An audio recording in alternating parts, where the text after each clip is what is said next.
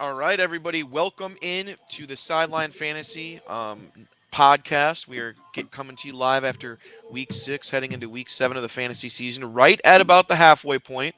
We got 14 regular season games, and we are at number 7 heading into this week. So it's getting interesting. And with that being said, I get joined by my co-host, the other division leader. We got the 2 division leaders in here, by the way. So special guests. How about that? Creamy Charles, how we doing? Pretty good. Also, pretty bad at the same time. Somehow, Yeah, some what are you way. But wearing? just my McCaffrey jersey. I can wear it today. I can wear it tomorrow, and then I have to burn it. I think, or something like that. I'm not sure how that works, but Dang. we'll figure it out. Y'all didn't even get a first for him. That is kind of, I mean, I know it's a running back, but 26 years old. I know he's kind of partially made of glass, but I mean, we're in on the Bryce Young sweepstakes now, so I mean, hopefully those picks will oh pan out. God. Quarterback carousel again. What is that, 5 years running now? You guys haven't had a good one since like Delone. Yeah, okay, yeah. Cam Newton wasn't good. Let's relax now. Uh, is he going to be the only quarterback to ever win an MVP? I think he's going to be the only one to win an MVP that does not make the Hall of Fame, right? He'll make it. He'll make You think it. so? Yeah. All right, let's talk fantasy football, Crimmy. We are halfway through the season. We talked last podcast that was great audio quality. Everyone really enjoyed it. But basically, what we said in that last podcast was the trade market going to start heating up once we started getting deeper into the season? And the answer to that's been yes so far. What do you think so far about the league landscape looking at these 2 divisions? Because we got right now we got a 5-1 team in Division One, another 5-1 team right on your heels, and Dana's. Your brother's 4-2. Can he maybe get that monkey off his back? And then Peter 3-3, Kyle 2-4, Bryce at 1-5, and then you just got that cluster of a division in Division Two where it's wide the hell open. What's your kind of look at the league landscape right now? Um. Yeah, a lot of teams at the top kind of we can see why they're up there, and a lot of teams at the bottom you can see why that they're down there too as well. It's kind of cut and dry for the most part, but I mean, again, it's the league is always changing. There's always moves to be made, but we say it every year. At this point in time, with interdivision play now coming back around sooner than you think. I mean, we have what I think 3 or 4 more weeks until we come back into division play, so I mean, those are the bigger games for everyone's season, and with things kind of shaking up how they are, especially in Division Two, you kind of want to get some of these wins now before that starts. Well, yeah, not only that too, but we were kind of talking about this pre-show. We don't know each other's power rankings heading into this, but we both kind of talked about like, wow, after you get right around 4 or 5, after 5, it's like you don't really know where to go. Kind of similar to when we were talking baseball when me and Kyle did these. There, it seems like there's a pretty clear separation from like team 4 and 5 to the next half of the league. Would you agree that there seems to be a few dominant teams and that's it? Although one of those dominant teams, Dana, you've never really thought too highly on. I wonder if that changes today. And we'll just have to, wait and see. But yeah, I would agree. I mean, once you get to kind of 6 range, things kind of get muddy. But there are certain things that I like more so than you would like. So it'll be interesting to kind of see where we differ. Yeah, it's always fun to look at the points for, points against. Again, we were talking about this a little bit pre-show, and I mentioned it throughout the week. Dana has 400. Now, it's not like he's not putting up points. I believe he is the one, two, fifth highest scoring team in the league. So it's not nothing to slouch at, but his opponents are averaging 80 points a week against him. And then you look at other teams that are around 700. I've gotten 700 points against where I'm getting about 115 points against me a week. It's kind of crazy. So if you want to scroll to that breakdown real quick, I always like kind of taking a look at it. This essentially is kind of almost like a roto type look at the league, and it shows you and Jay on top, followed by Trey, myself, Dana, Rob, Peter, Tyler, Dave, Kyle way down there, and then Chad and Bryce at the bottom. Anything kind of surprising by this breakdown, or does it kind of honestly, like as much as we complain about certain teams not getting into the playoffs, it very rarely happens. It does seem like the best teams tend to be the best teams that make it. Yeah, I mean, what stands out to me, just because it's kind of funny, is the fact that Dave, at a record of what 2-4 right now, he's got weeks where he's beating every team in the league somehow, some way, and then weeks where he's losing to every single team in the league. It's just I Everyone, don't I yeah. don't understand. Like obviously that's how that works if you're lowest scoring, but Like for a team that bad, I'm surprised he has even You mean a that's week what where he happens when beat you ride so hard everybody. on one team? You either do really well or you don't. Who would have thought that shit? Who would have thought that, right? But you did name yourself number one in the power rankings last time. You're still holding forth there. But let's go to the divisional breakdown. We're going to kind of do what we did last time. We're going to go from the bottom of the division to the top. And what we'll also do, since we're almost at the halfway point, kind of fun. We're going to look at each team's trades throughout the year and kind of see if they've worked out or have not worked out. And the trade wire is starting to heat up. I did set a trade deadline today for week 11. The last week of the regular season is 14, so I feel like that's a good spot, especially with it not being a keeper league. You don't want to have the deadline be too late. But let's start with Bryce's team, Beantown Boys, 1-5. And honestly, Krim, in your division right now, he sits 3 games back with 8 to go.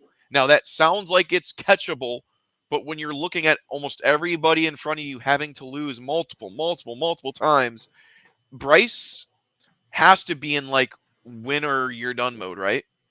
Yeah, I would agree. I mean, he's kind of alluded to the fact that he's done for the most part now, anyways. At 1-5, I've spoken to him about a couple trades in the past, but I don't think this team is completely done. I do think that if you do want to, kind of climb out of this 1-5 hole, it's going to be hard, absolutely. But you have pieces to do it.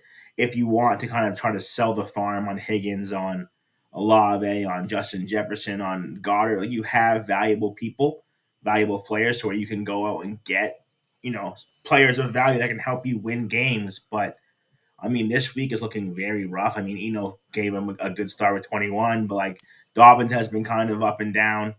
Higgins has been pretty consistent for the most part, but even he like you're playing second fiddle to Jamar a lot of the time, so you don't really have those 30-point games for him. Olave has been solid. He had a solid week today too, or last yesterday, sorry. But the team itself doesn't have a lot of star power. It has Higgins and JJ, and like even Brady's been underwhelming, but it is kind of a win this week and keep on, or you lose, you might just be done for the year at this point. And he plays Chad this week, and like you said, he's kind of gotten off to a pretty decent start, so he's really kind of riding on that. And again, when you lose that many games early, like you can kind of get away with losing some games, like you said, in these middle weeks when you're not versing divisional opponents. But when you're 1-4 in division play, that's really hard to come back from, and that's kind of what Bryce is looking at here. Before we kind of we kind of looked at his team a little bit there, but let's look at some of the trades he's made on the year. If we go to transactions, he really did not make any trades until recently in the last 10 days or so. While some teams made 5 trades in August, like my co host, there are some teams that waited a while to make trades, and that was Bryce. Maybe he waited too long, maybe he didn't. But he got Dobbins and Olave for CD Lamb. And kind of looking at that, I mean, this is only 10 days ago, so it's kind of hard to really like look back on that. But it is a trade that's happened since we've had our show. I kind of like the trade. I know CeeDee Lamb, obviously, Dak coming back. You can look at that. He should be taking off. I like CeeDee Lamb myself, but I think Olave's proving he might be one of the best rookie receivers this year. He's consistent, doing his thing. Michael Thomas has been out. Who knows about Dobbins? He's an injury concern waiting to happen, but as we know, Bryce does not have star power, and I kind of did like the move for him. Yeah, no, I would agree. I feel the same way. You're moving off CD. You're getting a receiver who kind of is really doing the same in regards to production with Olave anyways. So you're getting Dobbins, and it's kind of a flyer at that point in return. So, I mean, the trade didn't really hurt him at all. Yeah, and then that kind of brings us to the next trade, which I wasn't as much of a fan of because, again, I think he needs more bodies than he does. I mean, I don't know. It's tough because like, I've never been a big Brandon Cooks fan myself, but and it's just kind of multiple trades. I don't know why they did like the trade right after. I think it was just to kind of complete it or whatnot. But basically, Bryce gave away Brandon Cooks and Dalvin Cook for Allen Robinson and Justin Jefferson. And also he gave away Chase Edmonds, which is kind of a non-factor at this point, but Yeah. gave away Cook and Cooks for Robinson and Jefferson. Thoughts? I mean, JJ is a stud. It's a receiver that you can rely on week in and week out, and it's somebody that can kind of win you a week. But Dalvin being in that same offense with the same kind of capability of JJ in regards to winning you a week, and then having Brandon Cooks there just to fill your roster as somebody who is more not really consistent, but has the ability to also be solid. Like Allen Robinson showed us nothing up until last week where he scored a touchdown against the Panthers, like whatever at that point. But Cooks to me is just somebody who has the ability to go out and give you 20 points on a really good week.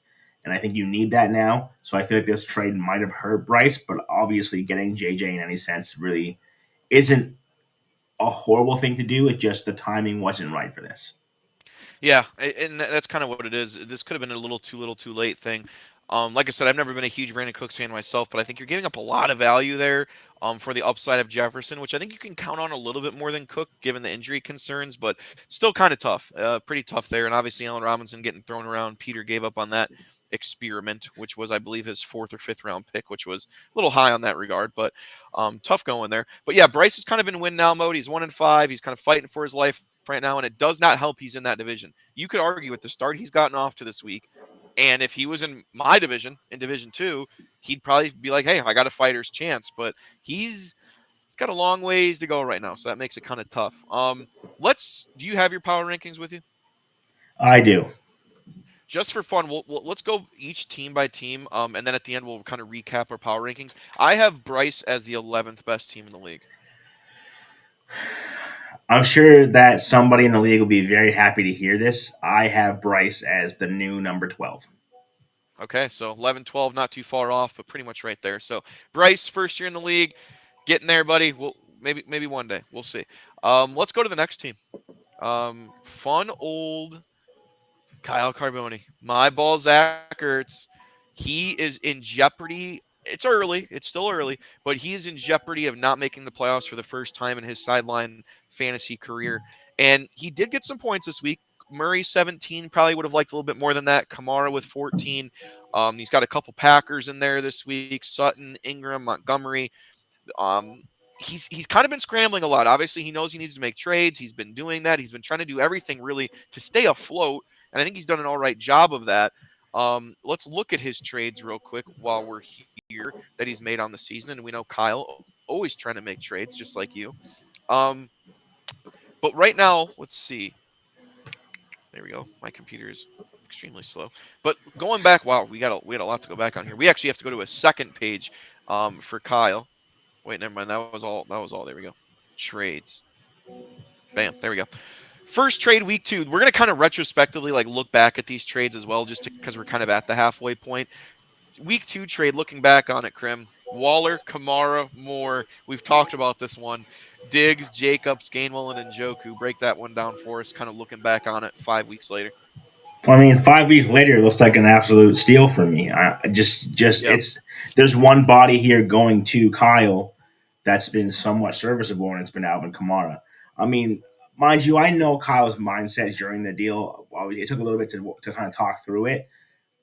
He wanted an elite running back, which would be Kamara, to kind of take away the loss of Jacobs, which you're upgrading there for sure. At that point in time, you were. Then Diggs, kind of a little gap there. I'm getting Diggs. He's getting Darren Waller again. He felt like at that point his team needed a tight end that he could rely on week in and week out. He thought he got one, did not get one. I mean, Waller has been very bad this year. And I think that this trade here, I mean, looking at it weeks later, I mean, Jacobs is the RB like 4 or 5 or something like that. So like he's been a top guy all year. Diggs is like wide receiver 2. So I mean, he kind of cashed in on Diggs' first week performance, but it just really didn't pan out for Kyle, and kind of was the trade here that made his team fall into such a rut.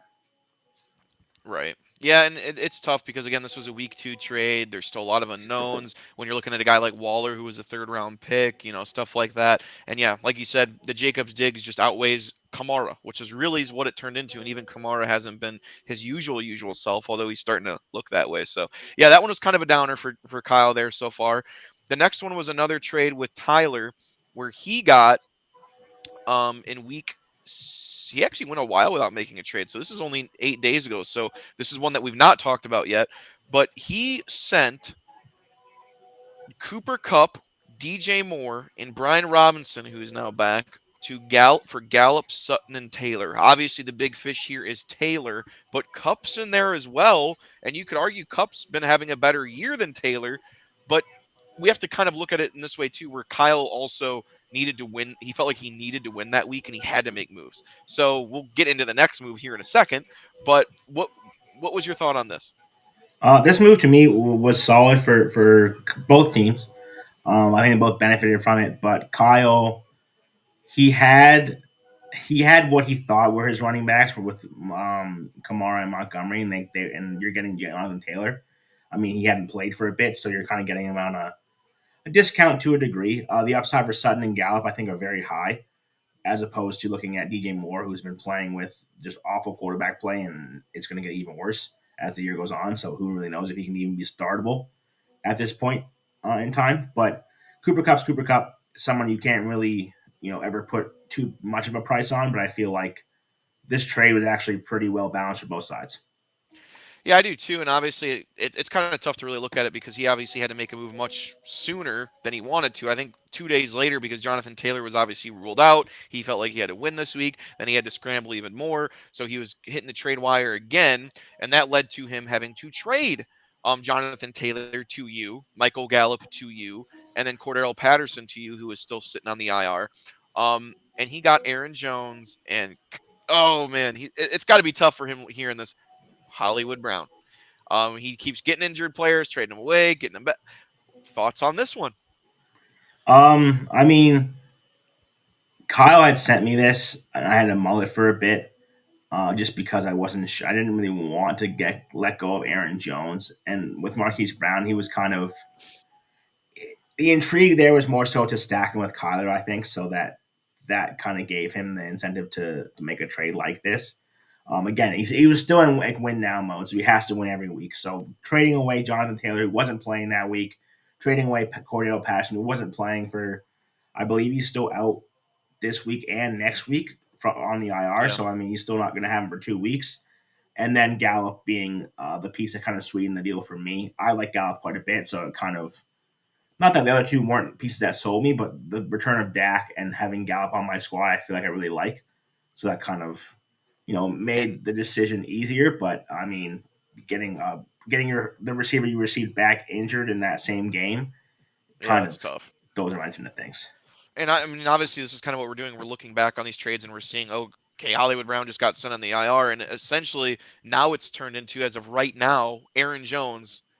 And Michael Gallup really hasn't done much this year. I mean, who knows what happens when Dak gets going? But I mean, just looking at it in a nutshell, player for player, it's almost looked like it was Aaron Jones for Jonathan Taylor. Because Marquise Brown's not going to be available for a while. Cordell Patterson's out a few weeks. Who knows really what happens with Gallup? And like you said, it's a deal sweetener. So at this point, you got Taylor and Gallup for Aaron Jones, and that's just got to be tough for Kyle. I know it's just one of those fantasy seasons. There's not much you can do about it, but it's tough. But with that being said, looking at his team, I think it could be worse. I mean, I really do. I think he's done a good job of holding fort and staying in there. Murray, Kamara, Jones, Lazard needs to be that guy getting going. I'm a huge fan of Sutton. He's had a good year so far. We'll see what happens with David Montgomery in that system. Dotson's been a big receiver for Washington. Not a lot going on in the bench. He really needs Darren Waller to get going. But I think based on looking at some other teams, like I said, it could still be worse. But with the division Kyle's in, he knows he's got to win week in and week out, and he does play Tyler this week in a matchup of 3-3 Tyler and 2-4 Kyle. So, last thoughts on kind of Kyle's team as a whole? Yeah, I don't think it's as bad as it possibly could be. I know you lost Hollywood Brown, and that's a pretty big hit to take, but Lazard's been pretty strong in regards to fantasy. I think that your running backs and Kamara and Jones. I mean, I drafted both those guys, and he got both those guys from me, which is kind of funny. But I mean, I thought and still do think that those guys can carry a team. So it's just a matter of those guys doing what they are capable of doing, and everything else kind of falling into place and having some guys step up a little bit. But I think that even right now, the starting lineup that he has in front of us, it's still fairly strong. Yeah, it's not bad. And like I said, he's had to make a lot of moves. This isn't the team that obviously he would prefer to be rolling into the week or the season with, based on all the things that have transpired. But he's holding fort. If anyone can handle injuries, if anyone can withstand him and make moves and finagle his way through and still somehow survive, It is Kyle. So we'll see if he can keep the four. And again, I said this before the season started. It's interesting. I've never ever liked the teams Kyle's has drafted, and he's always made the playoffs. He's made it work. And then the year I actually really like his team, he's struggling a little bit here, but we'll see if he can turn it around. Power rankings. Where do you got him? I have Kyle just under middle of the pack. I have him at 7.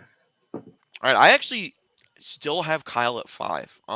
It might be higher than it should be. Who knows what type of flack I get for that? But right now, I still got to have Kyle at 5. I mean, when you look at the breakdown and stuff, he's listed technically as about the tied for eighth best team, seventh.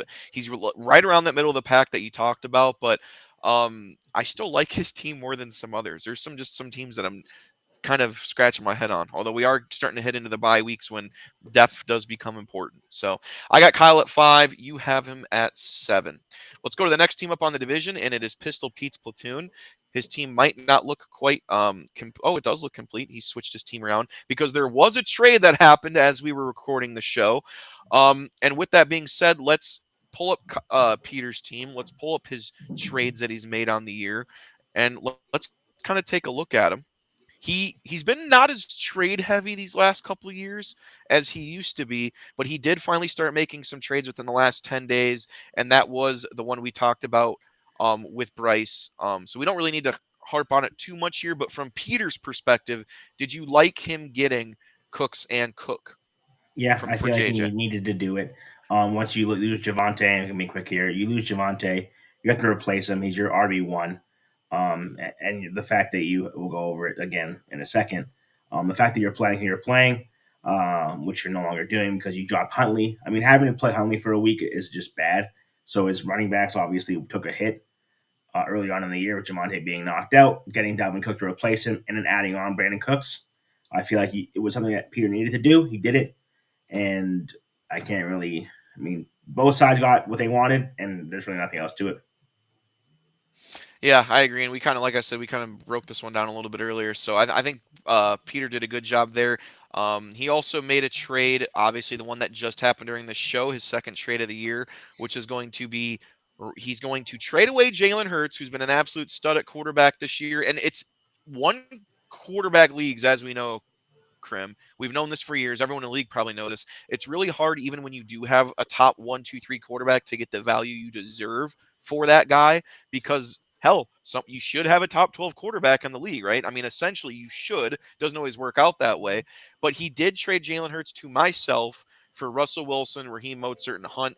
Gets a lot of bodies, gets a lot of depth. He does sacrifice that tier of quarterback, but gets some value in that running back position, which is always coveted back. Thoughts on it? I like it for both teams. I do think that Peter needed again, you needed the running back. I don't care if you got, I don't care if you got like someone who's only going to play 60% of the snaps. It's better than Caleb Huntley against, I believe they play Tampa Bay or something like that. No, we play Tampa Bay. They play someone. They play somebody pretty decent. I'm just gonna Cincinnati. So I mean, like playing Huntley against Cincinnati wouldn't have been the worst thing, I guess. But like, it's just somebody who is rostered by 0.4% of teams. Like that's if you're playing guys like that, it's because you're desperate. Peter was desperate for running backs. He got 2 running backs in this trade and also not fixed his quarterback situation, but didn't drop down too far to where he's playing Matt Ryan again. I mean, Russell Wilson's been pretty bad, but he's still QB 16, so you're still just outside the top 12 guys, which is I mean, it's still kind of shitty, but at the same time, it's still Russ. You're still going to play him. You're still going to ride with that guy. And you've got a quarterback that is essentially a quote unquote league winner. I mean, Jalen Hurts has been fantastic all year long. He was good last year. You know what you're getting out of him. He's going to be able to pass the ball. He's got that rushing upside. And you don't have to play Russell Wilson anymore. So, I mean, like that's Yeah. probably weight off your shoulders. So, I think the trade was pretty good for both sides. Yeah, it makes sense for both sides. It makes sense for Peter, especially heading into this week. Jalen Hurts is on a bye. Not that Peter's in again, not that he's in scramble mode by any means, but he is 3-3. Every win counts. He goes against Jay this week, who is also 3-3. And looking at Peter's team as a whole now that it's updated and changed, Wilson, Mozart, Dylan, Cooks, Pittman, and Joku, Ayuk, Garrett Wilson. There you go. He does have Kareem Hunt on the bench. Bench is kind of iffy. Dalvin Cook obviously on a bye, so that will make his team look a lot better. Still a little bit weak, I think, in the flexes. You could argue a little bit weak in the running backs, but I will say the word that comes to mind is just balance. I think it's missing some firepower, but it's balanced. Yeah, I mean, it is pretty balanced, and that could be something that kind of comes back to bite him in a sense. I mean, if you look at some of the guys he's playing, like Raheem Mostert, I think is probably safe. AJ Dillon hasn't been very good so far fantasy wise this year. Brandon Cooks, same thing, he's struggled.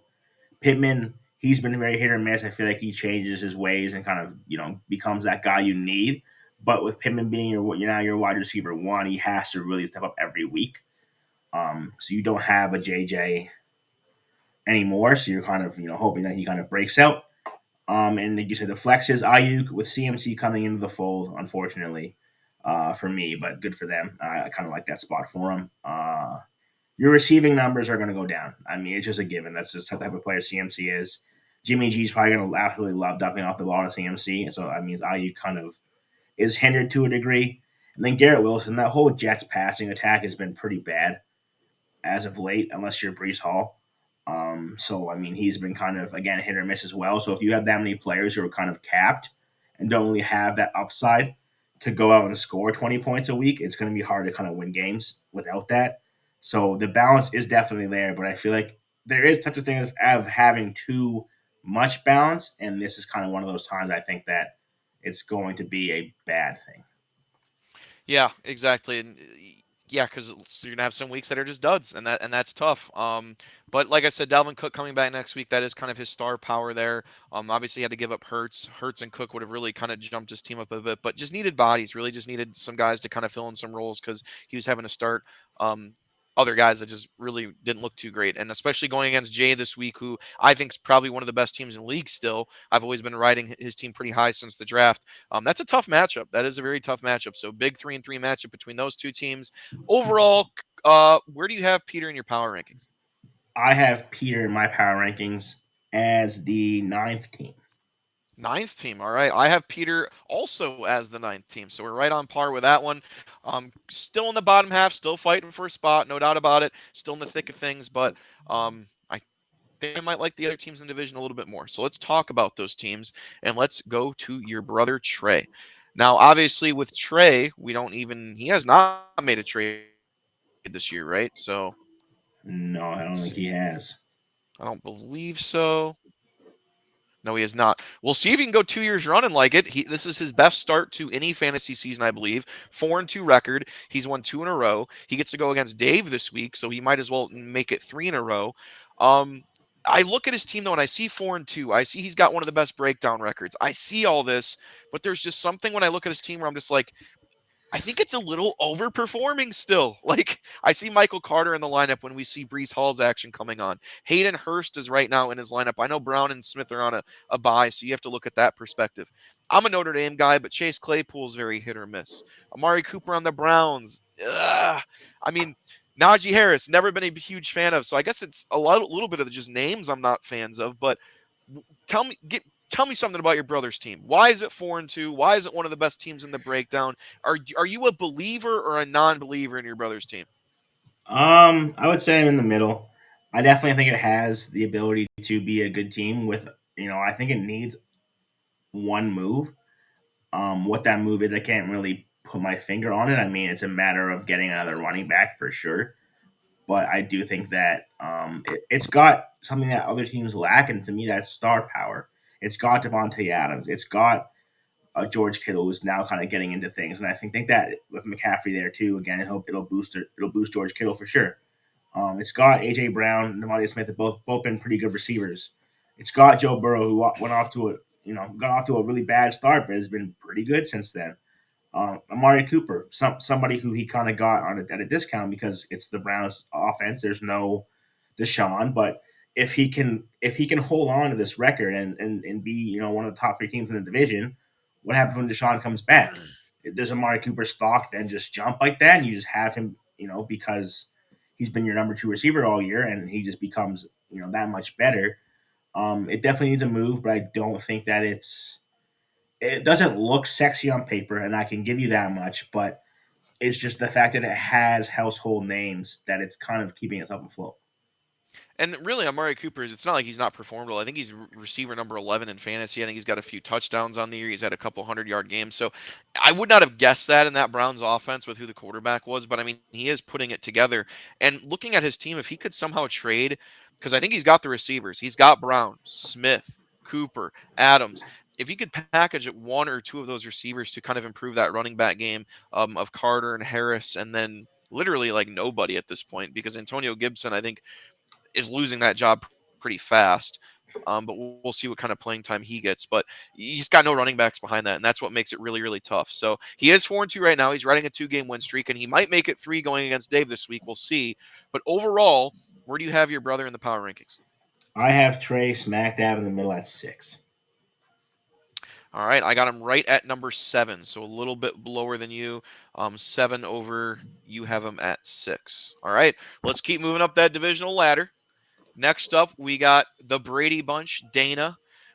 He's sitting there right up there with you at 5-1 in the division. You do have the lead over him. You beat him, correct? Yes. That would make sense. Yeah, so you did beat him. You are 5-1.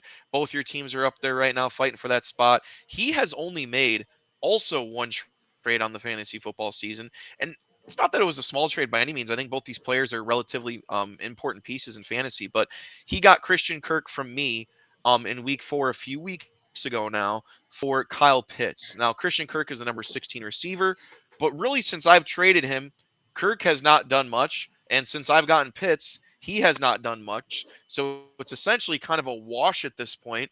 But for the rest of the season, who do you like more? Um, Put you on the spot. it's So tough. straight one for one. It's tough. Straight 1 for 1. If I had to pick one rest of the year that I like more, I think I'm going Christian Kirk. I mean, Pitts has just shown that he's not the tight end we want him to be. I mean, he has one game with over 30 yards. It's the Sets very same game. The only game he had over 50 yards. I mean, he's like if you look at his card as it's shown on the screen, this guy has 19 yards in 3 different games. How is this a Yeah. thing? Like it's clear that the Falcons want to run the ball. And that's their priority with Mariota, with Patterson there. He was cooking up before he got hurt. Even now with Algier and Huntley there, like they want to run the ball, but it's to the point where it's affecting their pass catchers so much that you just really can't rely on them. And I don't think that I want the rest of the year. It's not going to change, right? The team's not going to change their offensive attack just because people want them to. So Pitts will be, he'll be there. He'll score a touchdown every now and again, and that's going to be the bulk of your time. If you're not going to ever have, I don't think, a game where you have Pitts grabbing 6 catches for 100 yards in the score, like it doesn't seem like that's like in the cards for him. So I would probably go Kirk rest of the year. And it's been such a question mark as to why that problem is because Drake London's been getting his. Obviously, Calvin Ridley's been out. It just seemed like Pitts was the obvious answer heading into the year. Had pretty much an 1,000-yard year last year, and then just who knows what's happening this year, but I guess you could say that for a lot of players on the fantasy scope. But so looking at Dana's team, obviously hasn't made many trades this year. He's kind of held for, but Carr, Eckler, Damian Pierce, the rookie, Godwin, Waddle, Andrews, Boyd, Kirk. He's got Cousins as his backup quarterback on his bench. He can kind of filter him in and out. Deontay Johnson, Gerald Everett's been a solid tight end to this point this year. I think pretty balanced team. Obviously, he's been waggling Eckler out there for some trade pieces, looking to maybe upgrade at some spot there. I like his receivers. I think Godwin and Waller are solid. Boyd and Kirk are solid. He's got one of the best tight ends in Andrews. Two pass catching backs and Pierce and Eckler. Again, I think it's pretty balanced, pretty solid. You've never been a huge fan of Dana's team. I believe you had him ranked. I think last time you had him ranked 8th in the power rankings still, but he's sitting there 5-1 now through 6 weeks. Um, where do you got him? Yeah, I've kind of looked at it again. I do like the starting lineup he puts out. It's just a matter of the depth there at running back scares me. So if Eckler gets dinged up, Pierce gets dinged up. I mean, you're kind of shit out of luck at that point. But I mean, it's the way it's going. I have to bump him up, and I bumped him up pretty significantly. I have him at 3. All right, wow, that's awesome. You got him all the way at number three, and guess what? I also have him at number three in the power rankings. I think his team's pretty solid all around. Has some pieces he can move if he needs to. So me and you both have Dana at number three, at 5-1, fighting for that division. All right, next team up, Krim. Let's get to it. Let's get to you. I know you want to name yourself number one. You've been waiting all show to do it. Let's get to it. Mahomie's still out there. And this will probably be the longest segment of the show because we have to go through all of Crimson's trades. Hey, hey, let's go find them all. You probably have 2 pages. Let's see here. If I No, go I to have one. trades, not quite. Almost. Almost. It's a long page. It's almost two. Looking back retrospectively at these trades, we already kind of have a little bit, but let's look at some we haven't. Um, you traded or you got Thomas and Mahomes for Herbert and Tolbert early. Obviously, we don't really have to mention too much on that. You can argue Mahomes and Thomas have been better than Herbert and Tolbert for sure. But thoughts on that? I mean, it worked out. Getting Michael Thomas was a bit better piece to me than Jalen Tolbert, and Mahomes He's got 4 yards, by the way. entering the season. Mahomes was lower than Herbert, but only by one spot. So I mean, taking that one spot hit, getting Michael Thomas in return because Dave decided to be Dave. I'm cool with it. I thought that it was a solid trade for me, and clearly has worked out more so in my favor. Yeah, definitely a win for you. I mean, even taking Michael Thomas's injury and like just throw him out. If it's just Herbert for Mahomes, Mahomes is QB4, Herbert's QB8. So I mean that's pretty obvious right there. You did trade Michael Thomas and Amon-Ra St. Brown to me for Marquise Brown. Obviously, you've since dealt Marquise Brown, but that one was kind of biting at you for a bit early. Talk about that one. I mean, of course, after I did this preseason, so after week one, where Marquise Brown didn't do so hot, and then Amon-Ra St. Brown went out and got 16. It kind of, I mean, I think they were kind of even the first week. I don't remember what Marquise Brown truly did. He had 12. Amon-Ra had 16, so it wasn't too big of a gap there. So a But then W for me. Amon-Ra went and got 30 plus. Marquise Brown had not even 10. So at that point, I And had then to that's hear when from Michael you. Thomas started doing some things before Yeah, he Michael got Thomas hurt too was too. doing Yeah. stuff, and I had to hear from you. Oh, thanks for the trade. Thanks for the trade. And then ever since that, I think it's your fault. Michael Thomas got hurt and hasn't seen the field yet. So Yep. Good old Michael Thomas. I mean, if looking at it the entire time up until this point, till last week when I let him go, it was actually pretty fair. I mean, points wise, I feel like they're pretty even. Yeah, probably. Yeah, probably around there, especially with Amon-Ra missing some games, no doubt about it. But now Marquise Brown's hurt, but you don't have to deal with that. Waller and Sanders went to you for Mike Williams and Renfro, which obviously we don't have to spend too much time on this one. Not that Mike Williams has been bad; he's wide receiver 17 on the season. But Miles Sanders is running back number 10, and I think that just automatically outweighs wide receiver 17, right? Well, yeah, especially with Dave's team not having running backs. Like I said, we'll go over that when we get to his team, but he needs them. He let go of this one, and I feel like at that point in time, again, it was his need for Chargers, his need for the stack, his need to have Mike Williams, and that kind of drove him to have to pay the price that I would set. He did, and then here we are.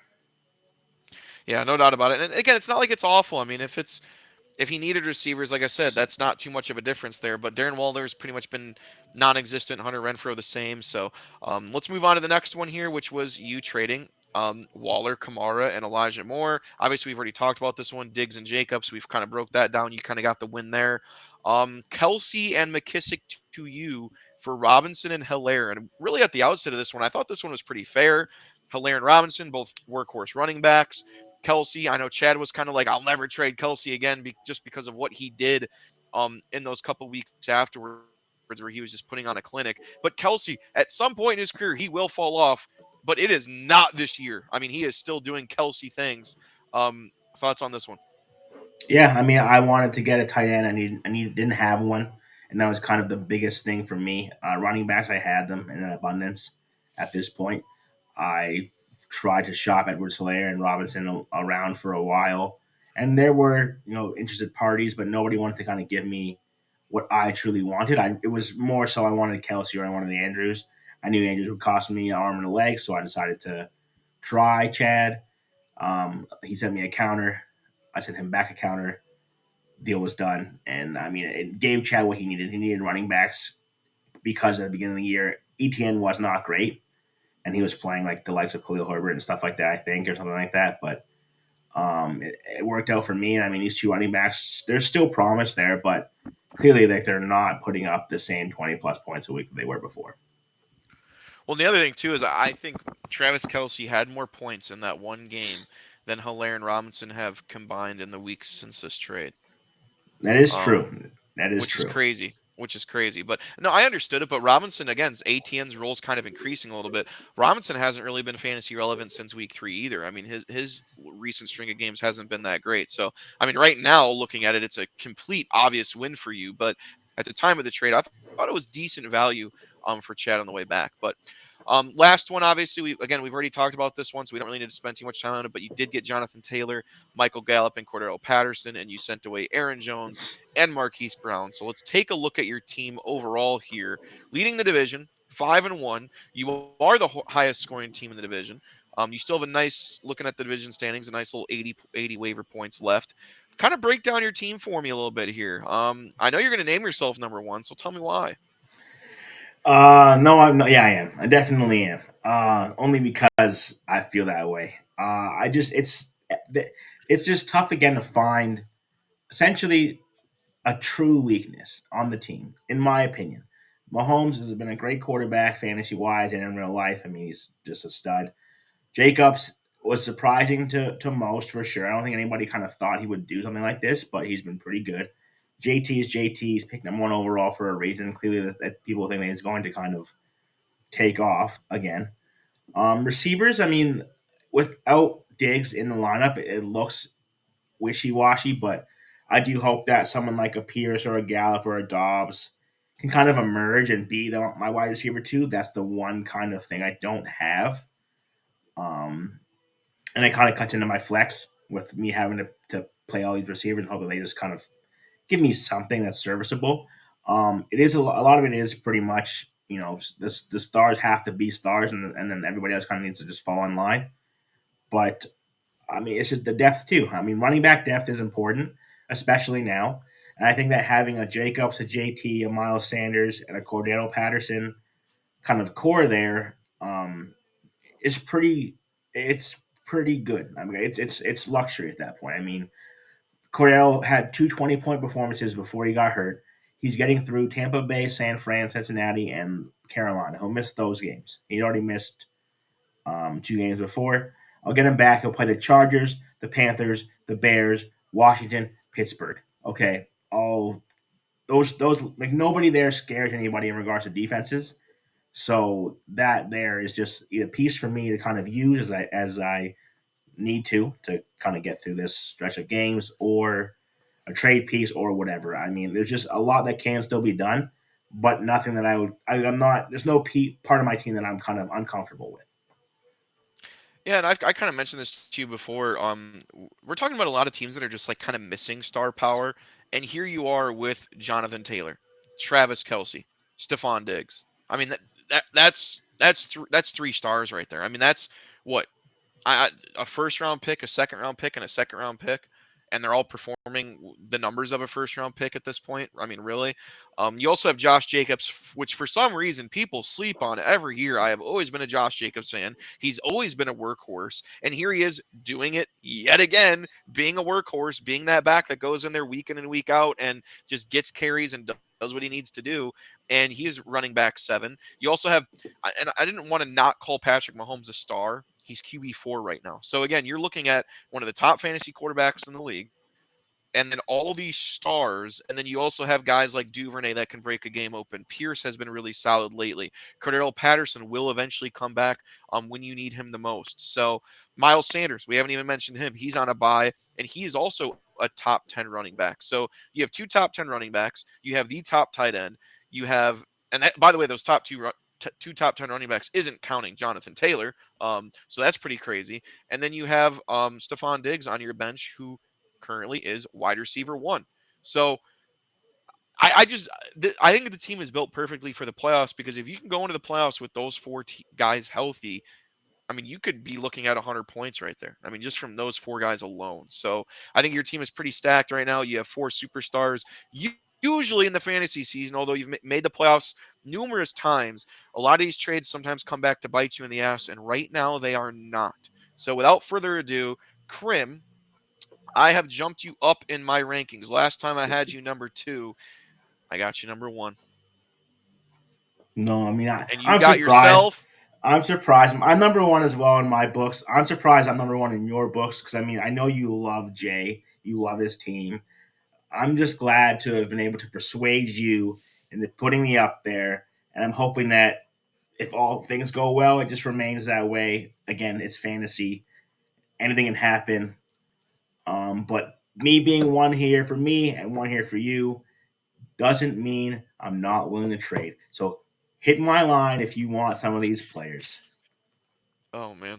All right. So that being said, that kind of wraps up our Division One outlook. Let's jump into Division Two right then and there. Let's go to Fear the Herbinators team. And again, really looking at this division, there is not, and I don't want to say there's anyone out of it in Division One either. We do still have plenty of football left, but literally everyone is within a game of the playoffs in Division Two. I mean, you could be the number one seed this week and fall all the way to pretty much 4 or 5 the next week. So let's look at Dave's team. Obviously, we've been kind of dogging on it all year. Let's look at the trades first. And obviously, again, we don't really need to rehash some of these if we've already spoken on them. His Charger love was obviously Herbert Tolbert for Thomas Mahomes. And then the other one was Williams and Renfro for Waller and Sanders. We've already talked about those. So let's kind of just jump into his team right now. Let's look at it. Um, Herbert, Williams, Barkley. He did get Hopkins back, which was a big deal. He had a big first game, 10 catches, 100 yards, so he looks like he's back to form, hopefully.